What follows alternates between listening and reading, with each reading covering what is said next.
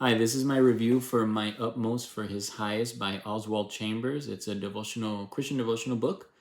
This is the back, and this is the side of the book. It's very nice. It's small. It's small in like the size of the book. It does have plenty of devotionals. This is how it looks on the inside. Has a verse here at the top, the title, and the page, and then the devotional is pretty short. It's not very long. It's written in a way that's it's easy to read. The author himself, this book is pretty old. I believe it's from either the early 1900s or late 1800s. Honestly, I forget what year. But when it was originally written, it's written in a way that we don't. It's not how we would write today. So they simplified it a little bit, so it's a little easier to read. So it's been a blessing for me in my devotional time. I definitely recommend it.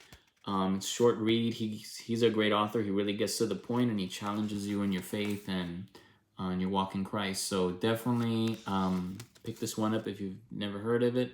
And yeah, so that's my review for My Almost for His Highest by Oswald Chambers.